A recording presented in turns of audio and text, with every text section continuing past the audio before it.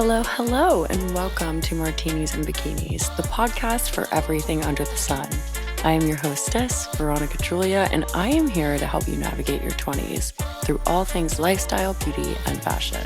So, if you're ready, let's dive into today's episode. How does that feel? Better. Yeah, get comfy. Okay. Take off your shoes, relax. I'm ready. Okay, perfect. Well, hi, Christina. Hi, Veronica. Thank you for having me. Oh my gosh, it's such an honor. Oh, And it's so thank you. funny how we met because I had just gotten to New York. It was my first week here. And I didn't know that. Yeah. So Okay. this is so funny. But I moved from DC and basically I'd met Christian, who is at Pat Bow Yeah. in Soho, like a few weeks prior while I was visiting. And he was like, oh my gosh, you should come to some of our events, blah, blah, blah. So he invited me to the Island to East Side event at Pat Bow, and I ran into you guys, and here we are. I love it. I know. Not even that many weeks later. That was a very short while ago. I know, it's crazy. It's been a wild ride for sure. But I'm so happy to have you on because Thank you. I'm happy to be here. Thanks. Whenever I was walking up, I had actually gotten your bag today, and we'll get into that. But as I was going up the elevator, somebody complimented it, and I just gave them the whole scoop. So, like, it's so clear how talented you guys are, and I can't wait to get into like the nitty gritty of it. But if you want to start by like telling us the roots, so like where you're from, or you can even like tell us a little bit about your childhood and how you grew into this like amazing badass entrepreneur, that would be great. So I love how you phrase that, first of all, like asking about my roots, because funny story, and I guarantee you don't know this. If you do, I'll be really impressed. The name Island to East Side is from Staten Island, where I grew up, and I founded the company when I moved to the east side of Manhattan. So recently, I've like spoken about it on social like very few times. I've been wanting to do this like full on campaign. What is your island to? And like blank, fill in the blanks. Like, what are your roots and where are you going? So it's just ironic and funny that you like phrased it like that. But I little love bit, that. yeah. That is I so think cute. I think it's good. Like, Because there's so many transient people, like even not in New York, like all over the U.S. even not like a geographical thing. Like, Yeah. I want to know, what is your island to? Like, it could be Oh, island cute. to, I don't know, mom, island to Yeah. entrepreneur, island to whatever. So yeah, so look out for that. But little bit about my roots. I grew up in Staten Island. I guess I'll fast forward to like the career part a little. I went to Marist College for fashion merchandising, and I graduated with a fashion merchandising degree. Had like a very traditional like leap into the like real world. I started working for like a major apparel manufacturing company right after graduation. It was kind of one of those things where like you like land in this first job and then you just suddenly like are following along on that path. And the first job I got was in sales. So it was, like I knew I was going to stick with that because I feel like that's just kind of how it goes.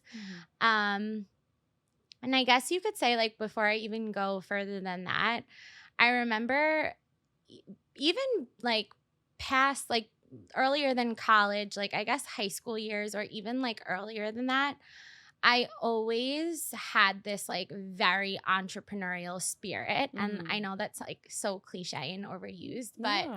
what like that means to me is like I literally remember being in the 7th and 8th grade and like I was asking my parents, can I get a job? Like I want to make my own money. Like how can I babysit more? I remember like even going to them asking, like basically asking if like I could do certain things to make money. So I feel like I said, like as early as I guess like those are really early childhood years, I had like this spirit within me. Right. And fast forward to like getting my first job in corporate, none of this was intentional at all. Like I guess I never really set out with like the goal of like, I'm going to own my own company one day. I just fell into this first job and I, like embraced it, totally loved it. But again, even like in hindsight, looking back on it, I feel like I even treated my corporate jobs in a very like entrepreneurial way. Like you were running the show.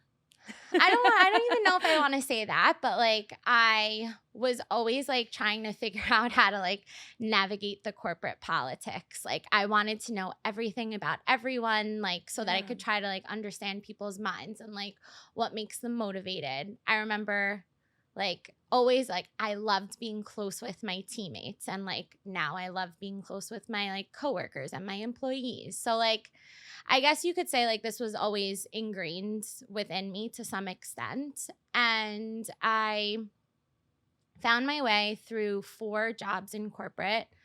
In my last job, they were all sales jobs. In my last job, which was I finally left in 2019, I had started Island to East Side a year and a half before I left to do this full time. So I was working a pretty demanding job in corporate, traveling a lot, like doing a lot of like bi-coastal travel for work, while I started Island to East Side out of our apartment on the east side of Manhattan. And I think like I always knew that it was going to be a full-time thing. I always knew it was going to go somewhere, but I never like put too much pressure on myself or like let myself get like too crazy, like worked up about it. Exactly. Like I was very chill about it. I took it seriously, and like truly it was what everything I was doing on nights and weekends. Like after work, I would come home and it didn't even feel like work. Yeah. I feel like every successful entrepreneur always says that. It doesn't feel like work. It's a passion. It's fun. Something along the lines of that. Because if you're having to work day in and day out on this project, you don't want to get burnt out within like the first 2 months and then, just kind of throw it away. Totally. So I think that's super important.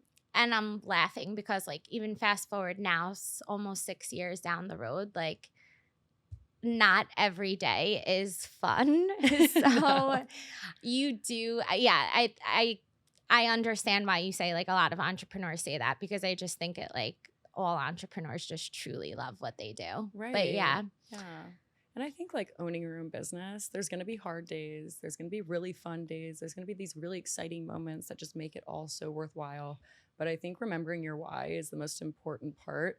And I love that you're integrating that new like what's your island too, because I think that just kind of brings you back to the roots, to your why. Yeah. And I think there's so many people out there that want to start these businesses, and they get so like just, hindsight, like, I'm going to be like this most successful, like in my industry, and I'm going to have all these goals, and, I'm going to reach those within the first like few months. And whenever they don't do that, they get really disheartened and it almost feels like they failed. But I love how you were just super chill and you kind of manifested it. You knew time would come. And I think that's incredible. Yeah, thank you. Yeah. It's definitely been a crazy ride. Yeah, absolutely. It's so funny because I actually had Joe from First Rounds on Me on the podcast a few weeks ago, and he's also from Staten Island. Yeah. So whenever you mentioned the story, I was actually doing some research on you guys and just trying to learn all about the business. And I think it's so amazing how many entrepreneurs have stemmed from Staten Island. Are you ready for me to make it even a little crazier? Yes, I'm scared. Joe and I went to preschool together all the Stop. way to 8th grade. Are you serious? Yeah. What are the odds of that? And we recently reconnected over Instagram, actually, because he was going to plan an event at our studio. Stop. So, yeah, we're working What? on that. The Isn't world that is so funny? small, I swear. It just gets smaller and smaller. I It's know. insane. But yeah, he's great. And Yes, I think that's so so cool how you fabulous. guys have that connection and that But entrepreneurial spirit. I guess Staten Island has its like bad rep, but I think, we're just hustlers. So. Yeah. Yeah. I think it's meant to be embraced. I've never been to Staten Island. I'm going to go check it out. Yes, you should. I'll take you. Yes, you and Joe can take me on a tour. That would be, honestly, we need to do that. We need to like vlog it. We should do like a martini tour of Staten Island. Oh my gosh, yes. Yeah, let's let's do it. Absolutely. Well, I think it's really interesting that you work with your sister directly. I have 3 older half siblings, and I cannot imagine owning a business with my older siblings. It would be such a mess. So I'm curious, do you guys have like strict boundaries or rules with each other that like kind of separate like the family life as opposed to like the business life? How does that work? So, yes, we do. But I can't say that. Well, first and foremost, I'm actually one of 3. So, Gabrielle, who I work with, is my youngest sister. Cute. And then there's one in between us, Brittany, who hasn't come to work for the company yet. Yet. Then I think we might be having a different conversation if it was all 3 of us. But a little background on how Gab ended up actually working for me was when I left my corporate job, she had just graduated college. And you know, like when you just graduate college, like she like had just started her first job, and she was still living at home in Staten Island, wanted to be in the city like all the time. And she would come over to my apartment like after work and on the weekends and, you know, start like helping us little by little. I say us because my now husband like was against any choice or will that he had, my employee then. Mhm. And, you know, she just started helping us. And one day she was like, you know, like I can help you like after work, like if you want to pay me a little bit to like manage.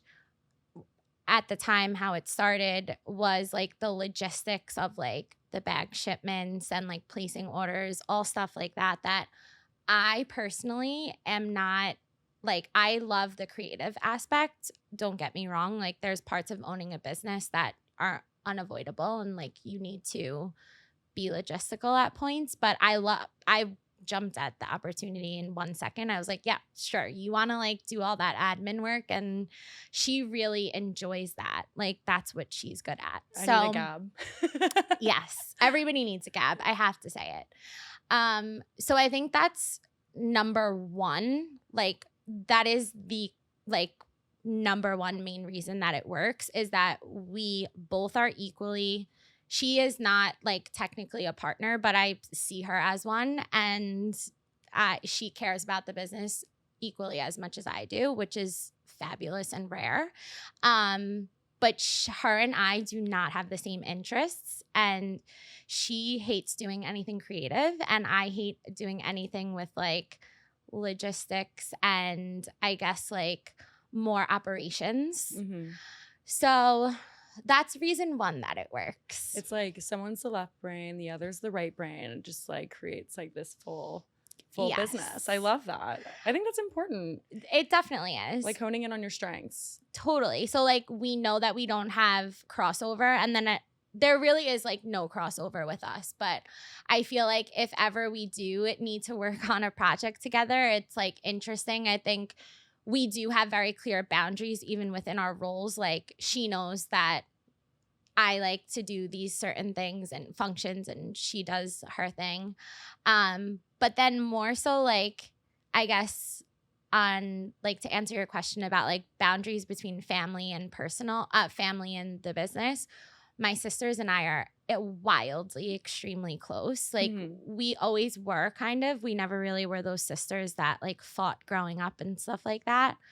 So when we first started working together, we actually worked with a coach for a little over a year who kind of like a fabulous health coach who kind of like helped us with communication and establishing boundaries. Wow. And I mean, I think back to how she helped us to this day. Like we haven't worked with her in almost 3 years, and it's like I am forever eternally grateful for that, because it's like set the foundation for us like building this business going forward. I think if I didn't have that, I don't think it would be easy to work with a sibling. Yeah. That's just hard. Yeah. I actually had a business coach whenever I was first starting my first business during COVID. And I swear it just accelerates your learning path and your success. Totally. And I think having somebody that's willing to hold your hand and walk you through the process is such a luxury. And I think it's great that you guys had a health coach that kind of helped you with the mental aspect of owning a business and, you know, how you guys would operate as sisters running this business. And I think that's super cool. I think Yeah, more it was people should great. integrate that into their business. And I bring it up here because I feel like I would be doing anyone who's listening like a complete disservice to be like, oh yeah, working with my sister, it's a breeze. Like it's not. There's some It's people that like should not do that. definitely not. I would say it's like the same thing as working on any relationship or a marriage. Like anyone who stands before you and says, you know, it's easy and with no work, that's misleading. Yeah, nothing in life is easy. Yeah, And I think sometimes entrepreneurship can be like very glamorized.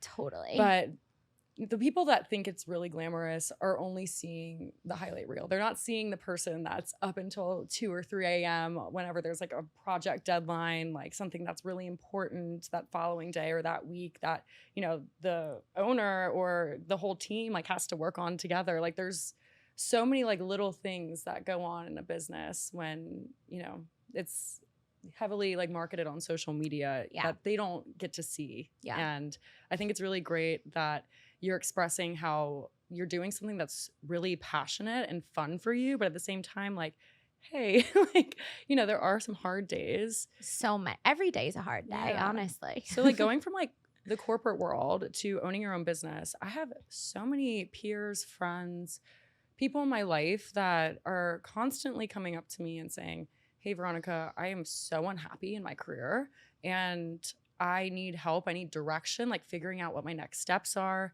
I don't know if like entrepreneurship is like in their cards specifically. It kind of caters from person to person. But like, what advice would you give to somebody that is like struggling in their career and just like wants a way out or like maybe wants to be an entrepreneur and start their own thing? Because, you know, it is really challenging. And I know some people are worried about like the capital for starting or, you know, maybe not having employees at the beginning and things like that. What's your advice for them? So I'm not a mom yet, but like I've heard a lot of parents say, you know, there's like never a right time to have a kid. Right. I feel that way about taking the leap into entrepreneurship. There is never a right time. Like no one's going to come before you and tell you now is the right time. Like it's safe, take this risk. There's never going to be this like security blanket that you have if you're working like a job in corporate or that, you know, comes with a stable paycheck or any form of stability. Like it doesn't exist. So like any advice that, I mean, I guess like the simplest, and I don't want to sound cliche, but like the advice I would give is really just do it. Like if you have that itch, you have to just try. Because I think anyone that has the desire to want to try, you know, something on their own, it's not going to go away. It's not something that's going to subside.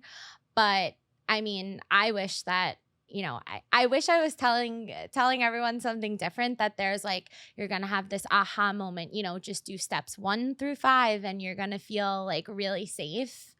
No. Someone actually today I was speaking to earlier said that they described it as like, I feel like every day I'm living on the line. And like, I think that's such a good way to put it. Like every day you're kind of living on this line where like you might tip over and, you know, one day you might keep walking straight and just be safe. Like,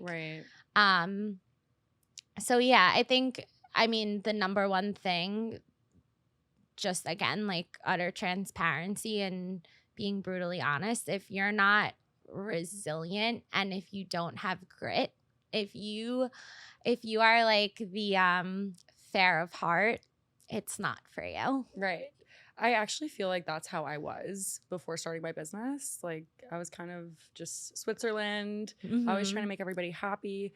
And I feel like I have definitely developed a backbone since starting, which is crazy to think about because you just like can't take like anything to heart.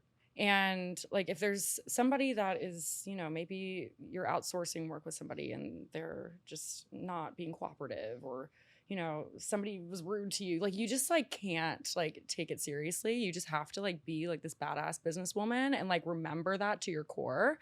But it's so funny that like you say just start, because I always tell people, look, you could start now and you could be building your business, or you could wait 5 or 10 years and Yep. you'll be 5 or 10 years behind. Yep. So I think resiliency is huge.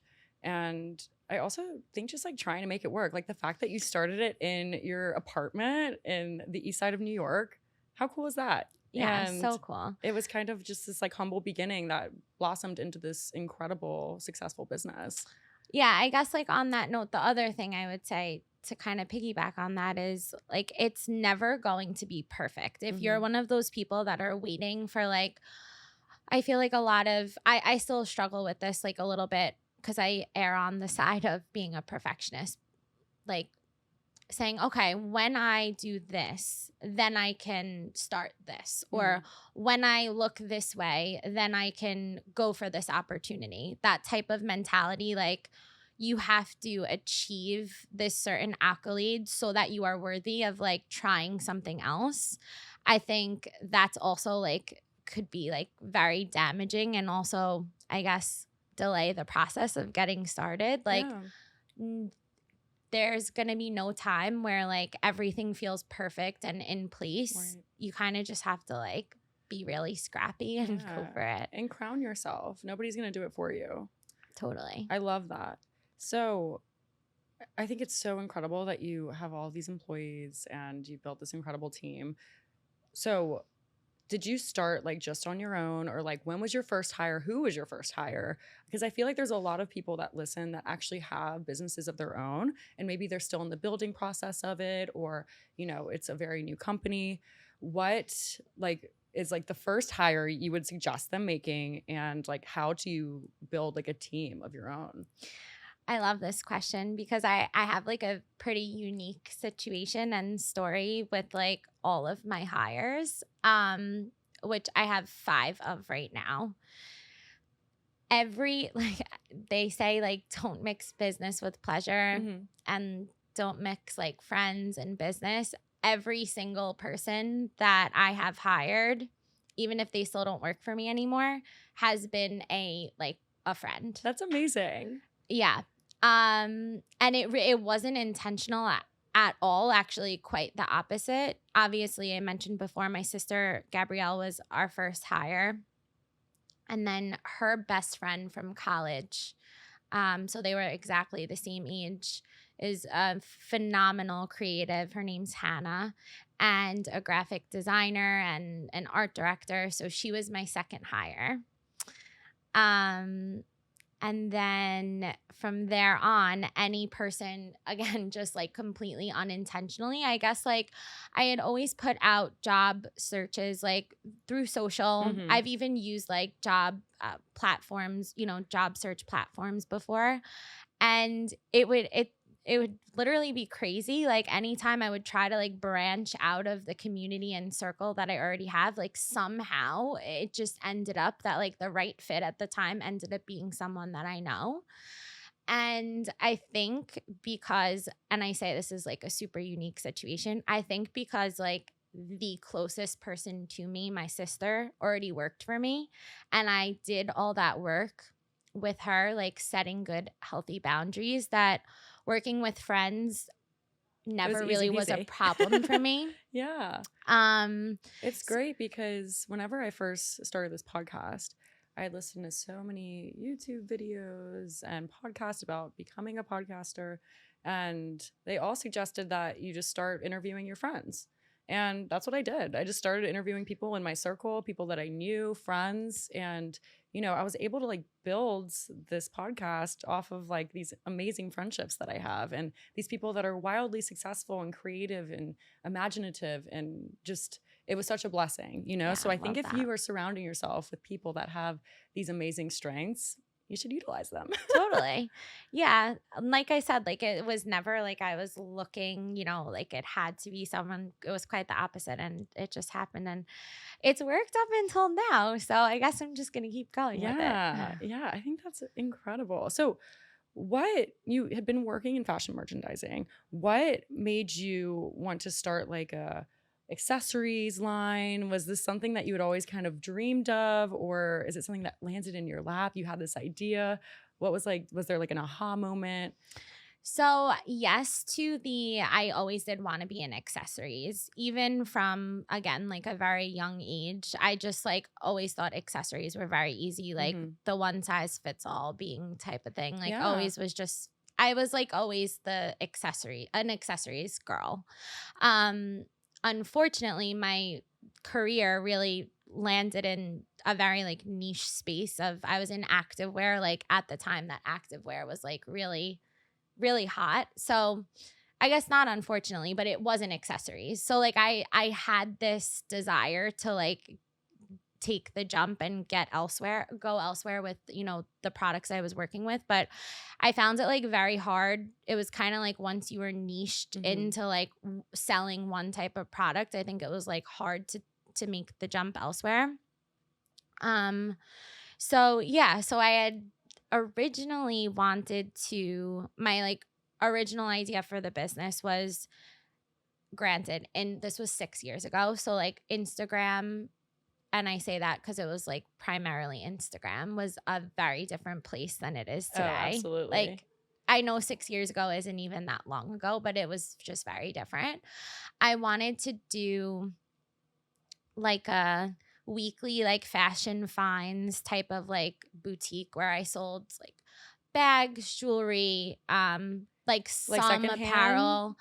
Not even like, yes, some secondhand, but some new stuff too. Cool. More so like where it was like, this item's like available this week and then not the next week. Oh, like limited edition, Kind limited of. sale type thing. And like I that. know that like, again, I feel like it sounds so silly even now saying it, because it's like, okay, well, who isn't doing that? But like truly 6 years ago, like there wasn't the saturation. It was an of, innovative like, concept. The market like wasn't what it is today, and like Instagram wasn't what it is today. So that's where Island to Eastside started. And then 2 reasons. One, just being that I bought all this inventory and like started selling through it, and then moved to the city and I had like nowhere to put it. That was a challenge early on. I have questions about that, because I ran into that issue because I had this big townhouse in DC and I had all of my inventory there. And in the move, I thankfully have a family farm in New Jersey. So I kind of like stopped there first and left a few things. But it actually worked out so perfectly because we actually sold out while I was still in New Jersey before I actually moved into the apartment here. So I was able to ship everything out. It worked out so conveniently. But now I'm like, okay, for this new collection for my swimwear line, I'm like, where the fuck am I going to put this stuff? We had like we were lucky enough to have a linen closet like outside of the bathroom. Nice. And it was still where the towels went and like all the toiletries and stuff like that. But it was also where like all of the bag samples went, like all New of York the beaded swatches. And like a funny little tidbit actually about that closet. One day Gabrielle was over and we were doing some work, and I had opened the linen closet and it was just overflowing with samples. Like there was nowhere else for us to put like these samples. So I think Gabrielle had said to me, why don't we just try to sell them on Instagram? Like there were a bunch of our best-selling style handbags, but like they had already had names on them. So like a lot of them had said Christina, a lot of them had said Gabrielle, and then there were like some other like common names or initials. And I think like there were maybe like, let's call it 50 of them. And I was like, nobody's gonna buy these. Like, who would want like a Christina bag that's pink and white? Like I would just customize my own. And she was like, no, like I think like people might like buy them. Sure enough, we like posted them, like literally I put them on our floor in our apartment, took an iPhone photo, posted them to stories on Instagram. What do you know? They like all sell out. That's hilarious. That reminds me of And like the little keychains that you'll find at like a gas station.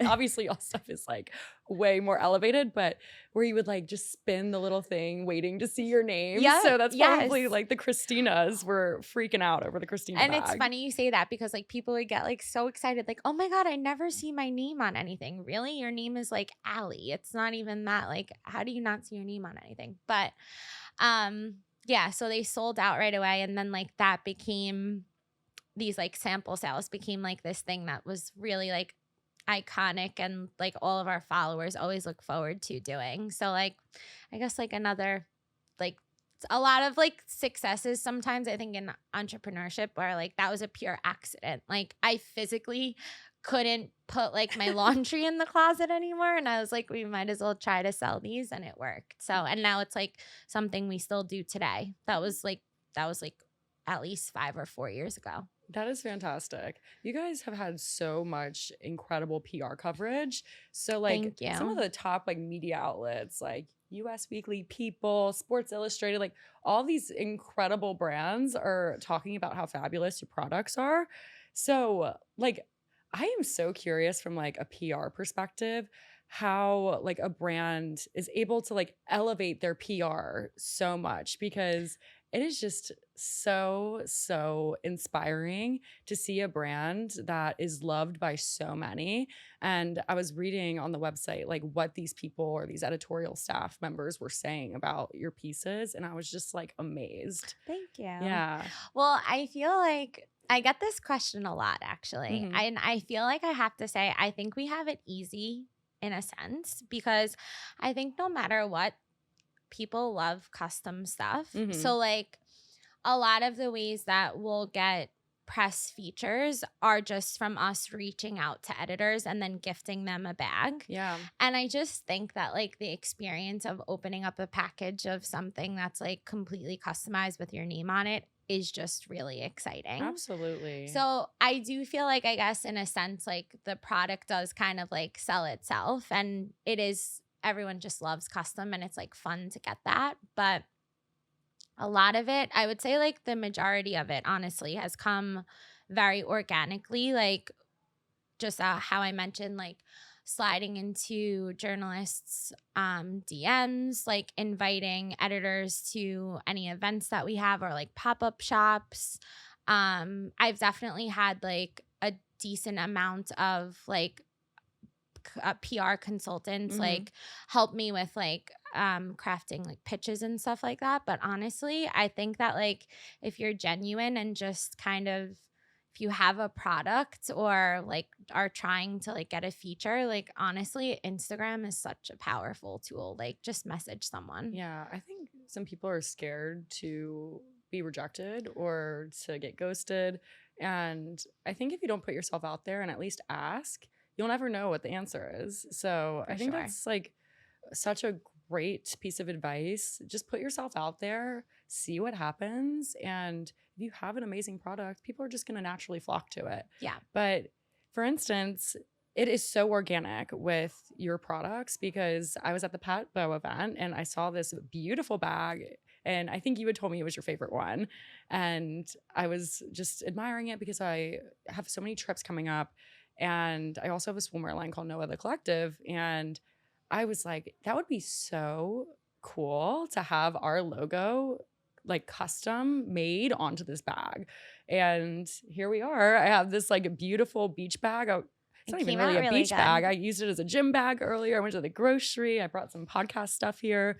So I feel like it's super versatile products and pieces. And yeah, it really was just heaven sent. It's incredible. Yeah. And like, I guess think about like that exciting experience you just described. Yeah. Like, I feel like going back to my point before, like editors or like anyone that we've gifted, like they kind of feel the same way. It's like, oh, this is so fun. I can put anything on it. Like I could put a logo on it. I could put a name on it. Like the options are endless, which I do think actually could be a bad thing for someone who's like super indecisive. But yeah, no, it's fun. Yeah. And I think, again, it's super important to be customizable to your audience. And whether that's like in your marketing strategies or in the product itself, or your brand's personality, the way that you speak to them. I think that is something that is so important whenever you're operating a business, because people want to feel special. They want to For feel sure. loved. They want to feel And like they're taken included. care of, Yeah. included.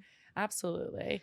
It's like something I've been thinking a lot more about lately. I keep getting pictures from like friends who have gifted bags to like their grandmothers or like older aunts. And I'm like, why are we always showing like us on the Instagram or like in marketing? We need some like diversity even with age. It's such a good product for like people buy it for like truly women of all ages. Absolutely. So, Yeah, I think that's incredible. So you guys worked with Sports Illustrated, correct? mhm.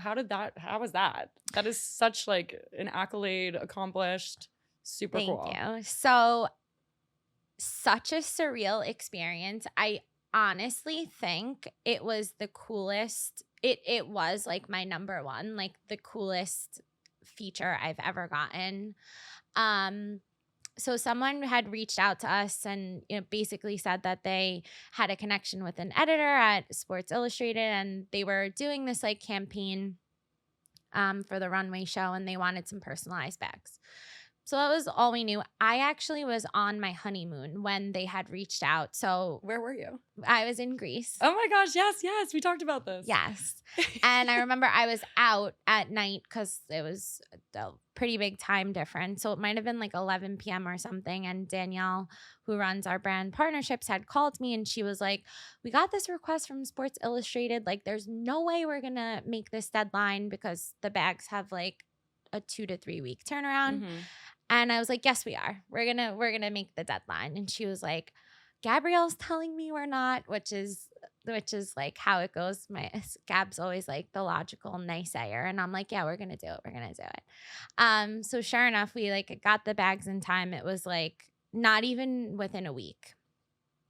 You So manifested it. I manifested the bags to arrive here. So we got them I actually had to receive the package and then Uber them to the editor in NYC, who was then like getting on a plane to go to Miami to go to fittings on Thursday. And the show was on Friday. Was this for Miami Swim Week? Yes. What an honor. Oh my gosh. I like always look forward to their runway show because it is just so iconic. It was also like such good vibes, like so exciting. So we got the bags to them and then it was the next day. Yeah. So, they were all in fittings. They were all the SI staff was like in Miami at the show. So I didn't know if the bags were going to make it to the runway or not. So at night, it was 9 p.m. at night. We like streamed the show. I texted like all of our girls, like our team in a group chat. I was like, I guess we'll find out if like they're on. Like I didn't know. And sure enough, like the show started and first few minutes went by, nothing. And I was like, I was like, like it's a long shot, whatever. And then the model, her name's Lauren Chan. She's stunning. She like turned the corner and I saw the little fringes swinging and I was like, oh my God, this is so exciting. I was home alone and it was a Friday night. I was like jumping around in my bedroom. The music from that show was freaking amazing. And just like playing over and over in your head. So good. And I was like dancing. I was so excited. So yeah, so that was really, really, really fun. And I think like the fact that I didn't know and then I had like no expectations and then that was really cool. Was that the first runway you guys had participated in with a brand? We had done like a couple other like much smaller ones, but anything on that level, yes. That is so amazing. It was so cool. And I have to say this because I truly mean it. Everyone I feel like that works at SI that I had an interaction with was extremely like just like very genuine and passionate about their job. Like I feel like their whole brand's mission has become like very empowering to women. And I don't know, I just love it. I feel like they're like something's vibrating over there. Like I like it. There's some good juju over there. And it like really shows through with like I said, like the people I interacted with. And then they interviewed me after the fact, Oh my which was like so gosh. cool. So they were obviously in love. Yeah, so I hope next year we'll be at Miami Swim Week. Maybe you can come with us. Oh my gosh. That's like my goal for next year is Miami. We did a pop-up shop, not this past year, but the year before. And it was like the funnest week of my life. It was my first Miami Swim Week too. And I was So just fun. in awe. Oh my gosh. It was such a dream come true. We'll make it happen. I have no doubts. Oh yeah. Yes, it's No happening. doubt. We're speaking it It's into already existence. happening. It's already happened. Well, cheers to that. Yes. Cheers to that. Yes. But it's so funny because actually, there's a girl from my home state. Her name's Brooks Nader. She was just she was on the cover of Sports that Illustrated. girl? Yeah, I think I've heard of her. Yeah. And I was actually in Houston this weekend with one of her like dear friends, and she was just talking about how amazing she is and how fun she is. And that's like the only person that I like just, have a mutual friend with that is on the SI team. But it seems like they have like a really great organization, and it's just they're like really slaying right now. They really are. They really are. So yeah, so that was just very cool. Sorry, I'm like taking a big gulp. It's okay. But I love how we're like talking about, I swear people are probably sick of me talking about this, but like manifestation, speaking things into existence, all of that. I actually noticed that in the collection that's dropping at midnight, there's a bag that says manifest. Is that right? Yes, there is. So like we rebranded in May and like basically just like digitally and redid like our logo, our color palette, like all of this fun stuff. And I wanted like a really cool tagline. So I came up with manifest the bag of your dreams because like obviously you can create pretty much any bag that you want. And firm believer in all the good things and in the universe. So it was very on personal brand for me. So yes, so that carries through without me trying to overkill it too, even though I would like to, in like all of the collections. And I just want like, I guess like the brand to be known for being something that's like empowering and I love your photo shoots, like with the Joe's Pizza and all of like the New York street photography. I think you've really just like executed the like content style of your brand so well. Thank you. So I'm like totally just inspired by everything you guys are doing. Thank you. But tell us more about this collection that's dropping at midnight. I feel like it was kind of a godsend that you're here today because I saw on the website it's like 9 hours till the drop. I saw that earlier this morning and I was like, oh my gosh, this is so exciting. I can't wait to like browse all of the pieces. So it's primarily not even bags, it's candles. We're doing manifestation candles. I saw that. Yes. And that's the event tomorrow, correct? Yes, that's the event. You have to come and make your own candle. It's going to be very fun. I would be honored. Yes, you have to come. I'm decorating my apartment, so this is perfect timing. Perfect. You can make 2 candles.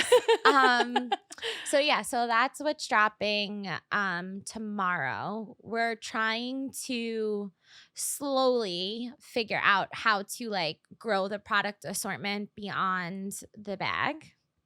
And like beyond the beads. That's going to be my next tagline. Love. So I'm really excited about the candles. I feel like who doesn't love a candle? And then the thing with each of them is they obviously like smell great, look super pretty, and like the design of the jar is like very sleek and just pretty. Each one, there's 7 of them.